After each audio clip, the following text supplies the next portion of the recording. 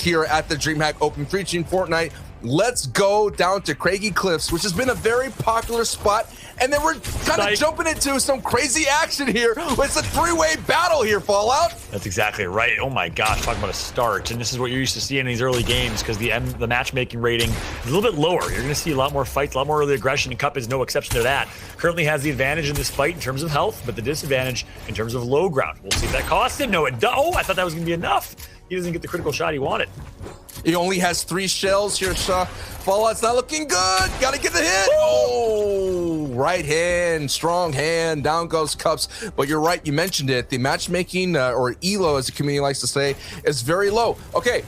I do think that aggression is going to pay off for players who are so incredibly talented, like Vortex and others. I don't know if Vortex qualified for this, but he's one player in particular that always W keys, always plays with aggression. Ooh. That intro says, hey, how about me, Fallout?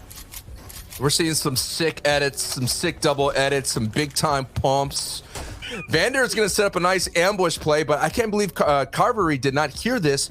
And this is going to be a nice opportunity to get some nice opening beams. Yes, breaks the shield. This could be the first elimination for Vander here in the semifinals. And wow, the extreme pressure. But my concern is Fallout, no shotgun in the inventory. That's exactly right. LMG might do the trick, though. You know, I was a big fan, not gonna lie, of the LMG spray and pray, find success. There's a clip on my Instagram of me killing Dr. Lupo and Ninja with an LMG and them raging. It's my favorite thing of all time. That was back, as it looks like my man's gonna make it happen here. That was back, of course, early on. Meanwhile, though, it's Trulex. Look at this. Interesting fight. Whoever gets the shot will get the win. One shot to win them all. I have my feeling MI on Trulex to win this one, but you know, it's 50-50. Of course I'm wrong.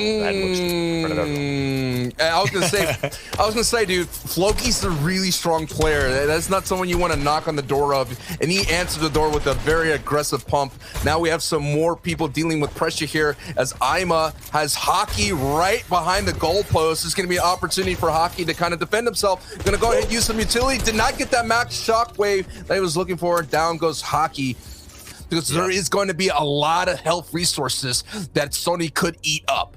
Yeah, Ima says, you know, Sancho, I'm going to let you finish, but I'm the best sniper in the game. I don't want to hear any of this madness about Thomas HD, Shio, or Sancho. Ima hits some good quick scopes, and Ima shows his skill with the sniper rifle. 2 for 2 body shots back to back. That was pretty sexy. I'm not going to lie, Sancho, and I don't use that word sparingly. Oh, well, Sunny, I don't know, was in shambles. I was suspecting Sunny to have is one of the only few weapons that have remained consistent, haven't evolved. You know, we had the evolution of the pump to the spaz, the purple and the gold pump that didn't exist originally, but the gold AR is the one thing that has not changed. The icon, the logo, the sound, and Wave ETQ dominating with it. There it is. Those are some nice beams, and using the harpoon, that's a great utility pull right there, getting some nice loot. Gonna scorpion its way to that. Now we're taking a nice overview. 4th zone that are not on this cliff are essentially riding this roller coaster without any kind of safety restraint. They are in danger of falling off this bad boy really quickly.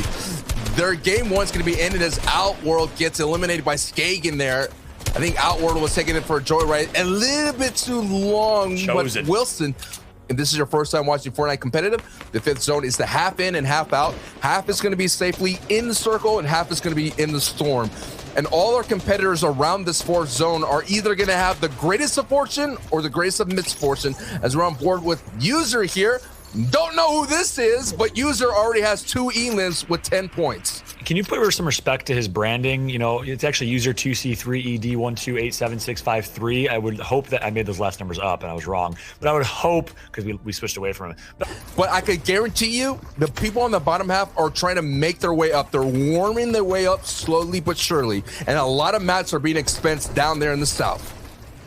Did my man User 2C3ED112A3 right there just cone himself and quick edit just for extra safety? I like to see those plays around these parts. Nice edits coming through, nice builds coming through, and can he hit the shot? That's the question. I like when this happens sometimes because it's suspenseful. And he died. Oh, man. I was about to say, User looks really good, but he just got fractioned by fraction right there. Big elim as well. Boom, bow. That was not really a great pun. Again, early in the morning. No, Sancho, listen. You know what the reason I love you the most? You know I love you a lot. You know the #1 reason I love you, Sancho?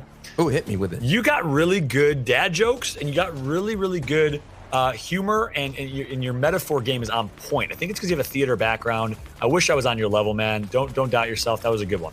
Well, if you want dad jokes, just get a kid like I have one, and they'll instantly give you dad jokes. Are you a father? Are you actually a father? Yes, I am. And that would thank you. That would instantly give you every single joke that you make is a dad joke. But Steelix here is not joking around at the moment. Only has one elim as placement points are being doled out here. And luckily, Zone does pull off Stark Industry. So the people down south breathe a sigh of relief as the people up top now have to make their way down below. But Wave Steelix is already in that area. And this is a strong position here, Fallout, because he's about midway point and he's Billy Goat right up against the natural terrain of Stark Industries cliffs. That's exactly right. This is an awkward finish. This is what I call a I hate my life finish if I am Excessa, Joydy, anyone down low on low ground, because it's going to be really tough. You have to expend a lot of builds or you have to recycle builds to get up top to Stark Industries. And, you know, it's just tough to do. It's tough to traverse a mountain or any type of elevation type of end game. If you're on the bottom side of that, very rarely will you win the game. Unless you're Mars OW, of course, who you made the car reference earlier. Mars found a way, some way, somehow to climb a mountain with no mats, with no health, with no items, with no ammo, found a taxi on top of the mountain some way, somehow, and made it to win the entire NA East Finals. If you didn't see that, it was the September NA East Finals. He beat Booga, and Booga had the most crazy run at the end. Didn't get the last elimination. It was insane. Go watch that on YouTube. I think Dreamhack uploads VODs for YouTube. If they don't, watch the rebroadcast here on Twitch. Big shout out to Dreamhack for bringing this the best action possible in Fortnite. That was one of the most ridiculous end games ever.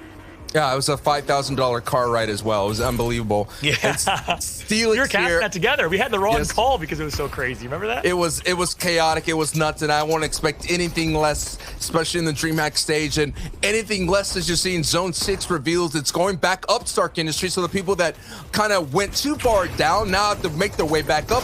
And Steely there, it has kind of like a midway point, but as I want to board here in Torak. And Torak, though, is going to need some sort of a refresh in the heals or shields game because he is right now in shambles as well. And the hard mats, as you can see, are very low. So in Torak, yes, 15 points right now. But if he wants to continue accruing more, he's going to have to look for an elim, and this might happen right here. Yes, there it is. The connection is through, and a big map refresh Fallout. Exactly right. Nice job right there. We wave Steelix now. It's his turn. He has a good loot overall, good mats, but not a lot of health. And guess what? Fraction's right behind him, and Fraction is about to say goodbye. 3, 2. What? No way! Steelix, some way, somehow, must have 180'd on Fraction with no HP. I mean, he had 46 or 47 HP and found a way to do that. That's insane. Steelix is on a roll here. I want to see Steelix continue. And he has great heals and shields to move on. But look at the top. Rifla and Skagen are fighting for the high ground. Skagen's going to have a strong opportunity to hold on to height if Storm works his way. If he goes back, Skagen's going to be a strong opportunity to close this out. But the problem is there's not going to be a lot of opportunity for beams because everybody's catacombed down below. If you look at the top right, Steely is already at 47 points, doing really strong. A Toric on the bottom right, as mentioned, is not as great position as Steely, but a Toric is going to make his way using some great bouncer plays. But on the left side of your screen, it is Skagen, who has a very dominant position and the ability to connect to this other existing build here, Fallout. Exactly right. We got the Italian stallion in Steelix and the pride of France and Torak right now. As there's a lot of French players, but I'm going to call Torak that because I'm a caster and that's what we do. We speak in hyperbole. Steelix, 4 eliminations. Can the Italian, who some way, somehow got that elimination on Fraction, continue his run here? We all know what Steelix is capable of.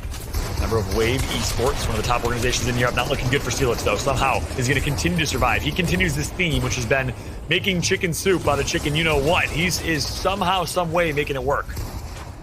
Steely doesn't have the eye of the tiger right now. He's just making his way through. He has the shields. He has one flopper left, and they're going to make their way down because this is going off it. And what a great use of utility right there, recycling from Steelix. But Skagen on the top left has to make his way down as much as possible, and a Toric is making his way down too. But in these situations, you have to be careful as players do collapse on top of each other. And a Toric on your bottom right, whoa, with a big-time bolt off of height, and down goes in. And Skagen has to break away.